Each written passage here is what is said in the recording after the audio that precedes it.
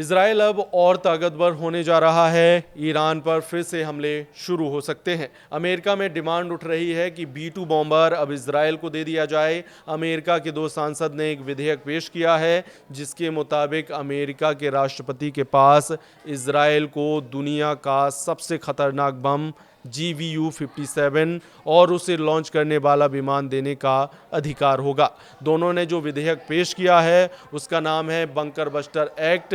इस एक्ट के तहत वो चाहते हैं कि इजराइल को स्टेल्थ बॉम्बर B-2 दे दिया जाए, साथ में दुनिया का सबसे खतरनाक बम GBU-57 भी दिया जाए, ताकि ईरान का परमाणु कार्यक्रम फिर से एक्टिव होता है तो इजराइल अमेरिका का इंतज़ार ना करे और खुद ईरान पर अमेरिका से मिली ताकत के बल पर टूट पड़े। यानी जहाज अमेरिका का होगा और टेक ऑफ इजराइल के एयरबेस से करेगा और यहीं से उड़कर वो ईरान में कोहराम मचाएगा। मकसद साफ है, ऐसे धमाकों से 10 गुना ज़्यादा तबाही मचाने की ताकत इजराइल को मिल सकती है। अमेरिका से 22 जून को ईरान की फोर्दो परमाणु साइट पर B-2 बॉम्बर से हमला किया गया था। इस दौरान स्टेल्थ बॉम्बर B-2 से फोर्दो परमाणु अड्डे पर GBU-57 बम से वार किया गया था। अमेरिका ने दावा किया कि उसकी इस बम ने गहराई में जाकर फोर्दो परमाणु साइट को पूरी तरह खत्म कर दिया। इस स्ट्राइक में फोर्दो पर 14 बम गिराए गए। यानी अमेरिका ने 7 B-2 बमवर्षक इस मिशन में शामिल हुए,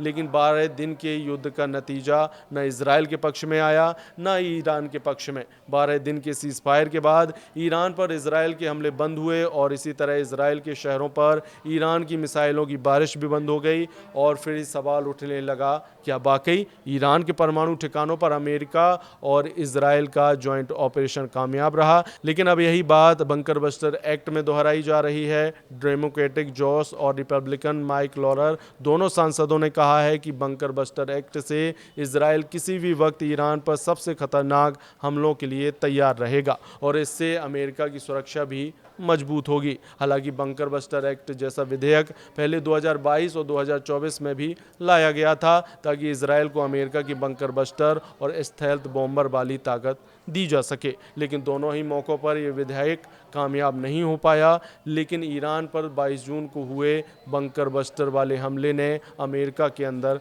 फिर से बहस छेड़ दी है और अब तो बंकर बस्टर एक्ट से इजराइल को 10 गुना ताकत देने की तैयारी शुरू हो चुकी है।